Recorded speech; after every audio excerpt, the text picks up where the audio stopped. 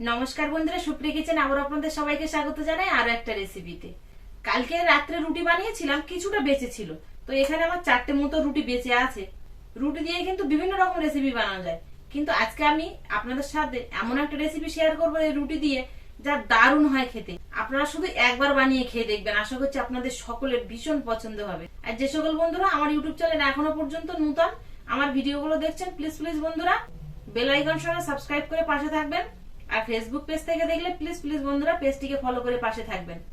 রাত্রের বেঁচে যাওয়া রুটি দিয়ে যে এই রেসিপিটা বানানো যাবে এমন কিন্তু না, সকালে রুটি দিয়েও কিন্তু আপনারা এটা বানাতে পারেন, বা সন্ধ্যে রুটি দিয়েও কিন্তু বানাতে পারেন।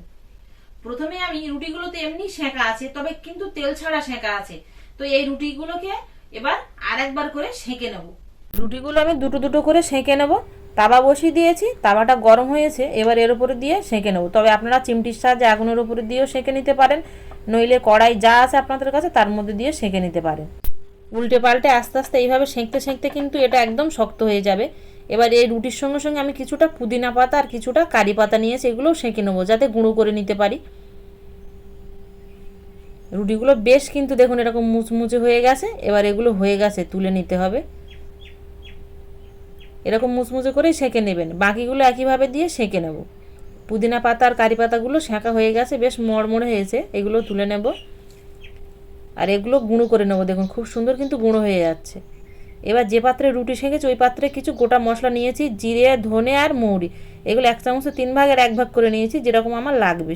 এগুলো থেকে ভাজা ভাজা সেন্ট ছাড়লে এগুলো নামিয়ে নেব, আর ঠান্ডা হয়ে গেলে তারপরে গুঁড়ো করে নেব।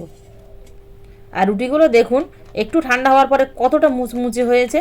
এবার এগুলোকে গুঁড়ো করে নেব, আর দেখুন একদম পাঁপড়ের মতো এরকম ভেঙে যাচ্ছে, এতটা মুচমুচে হয়েছে। সবগুলো রুটি কিন্তু একইভাবে গুঁড়ো করে নিতে হবে, একটু ছোট ছোট টুকরো করলে ভালো হয়। আর যেগুলো একদম পোড়া আছে এগুলো ফেলে দেবেন, এগুলো নেবেন না। এবার এ সাইডে আমি 500 দই নিয়েছি, টক দই, এর মধ্যে দিয়ে দেবো স্বাদ অনুযায়ী চিনি। এবার এটাকে খুব ভালো করে ফাটিয়ে নেবো অল্প একটু লবণ দিয়ে। আপনাদের কাছে মিক্সার থাকলে মিক্সারে ফাটিয়ে নিতে পারেন, খুব ভালো হবে। যত ফাটাবেন তত ভালো হবে। আর ফাটিয়ে নিয়েছি, একটু ঘন আছে, এটাকে জল দিয়ে আর একটু হালকা করে নেব। দেখুন বেশ আমি এরকম ঘনত্ব রেখেছি, এর থেকে আর হালকা করব না। আপনারা চাইলে এর থেকেও হালকা করে নিতে পারেন।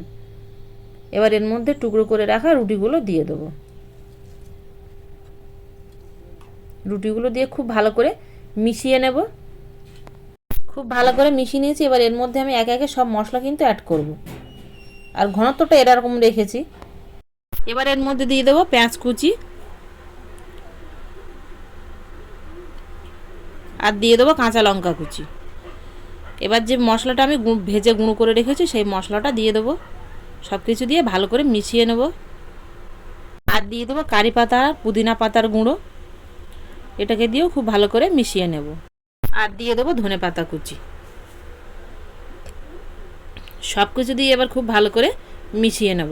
খুব ভালো করে মিশিয়ে নিয়েছি, এটা কিন্তু একদম খাবার জন্য রেডি হয়ে গেছে।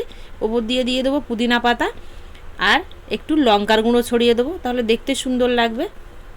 আর দিয়ে দেবো ভাজা মশলার গুঁড়ো, আর দিয়ে দেবো কারি পাতা আর পুদিনা পাতার গুঁড়ো। বাচ্চাদের টিফিনে কিংবা বড়দের টিফিনে, নইলে নিজেরাও সকালে এরকমভাবে বানিয়ে খেয়ে দেখুন, তারপরে আমাকে কমেন্টে জানাবেন। এবার একটা আলাদা পাত্রে তুলে নিয়ে আমি খেয়ে দেখব কেমন হয়েছে এটা খেতে।